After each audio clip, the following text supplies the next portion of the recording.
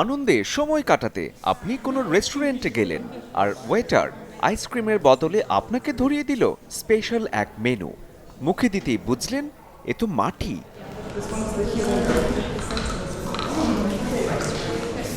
বিষয়টা অদ্ভুত শোনালেও লন্ডনের সামারসেট হাউসে হয়েছে এমনই এক অভিজ্ঞতা, যেখানে খাবারের তালিকায় জায়গা করে নিয়েছে নানা ধরনের মাটি। একদমই অবাক হবেন না, শতাব্দীর পর শতাব্দী ধরে বিশ্বের নানা সংস্কৃতিতে প্রচলিত আছে জিওফ্যাজি, যার মানে মাটি খাওয়ার ঐতিহ্য। শত বছরের ঐতিহ্য এখানে একেবারে লাইভ এক্সপেরিয়েন্স। টেস্টিং টেবিলে সাজানো জার্মানির খনিজ মাটি লুভুস হিলিং আর্থ, আর বিশ্বজুড়ে উচ্চমানের মাটি হিসেবে পরিচিত মেক্সিকোর ডায়াটোমিসিয়াস আর্থ। পছন্দমতো মাটি খাওয়ার আগে শোনা যাচ্ছে গল্প। এই মাটি কোথা থেকে এসেছে, কেন মানুষ এটা খায়, আর খেলে সত্যিই কি কোনো উপকার আছে কিনা।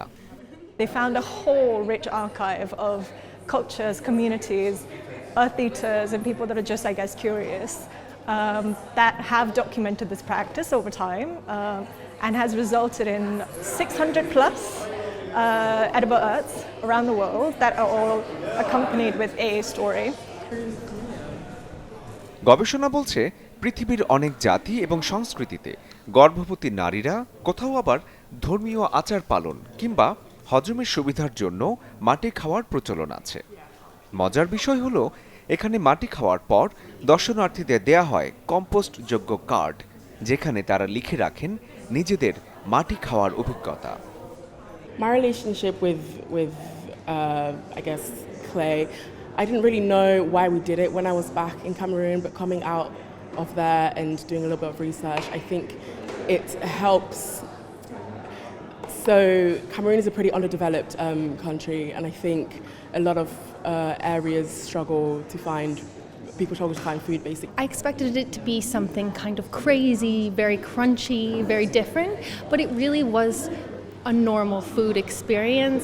The taste wasn't drastically different, and also just realizing how I can put it into everyday life. It's a lot more simple than what I thought. কারো কারো কাছে মাটি শুধু খাবার নয়, এটা ইতিহাস আর সংস্কৃতির অংশ। ছোটবেলায় মাটিতে খেলাধুলা বারণ থাকলেও লন্ডনে মানুষ লাইন দিয়ে দাঁড়িয়ে সেই মাটি খেয়ে নিচ্ছে আনন্দের সাথে। মাটি খাওয়ার এই প্রদর্শনী শুধু লন্ডনে নয়, বিশ্বের 22টিরও বেশি দেশে ঘুরে বেরিয়েছে বিভিন্ন সময়, আর বহু মানুষ স্বাদ নিয়েছে মাটির। মাটি খাওয়া নতুন এক এক্সপেরিয়েন্স। শরীফুল হক, চ্যানেল 24।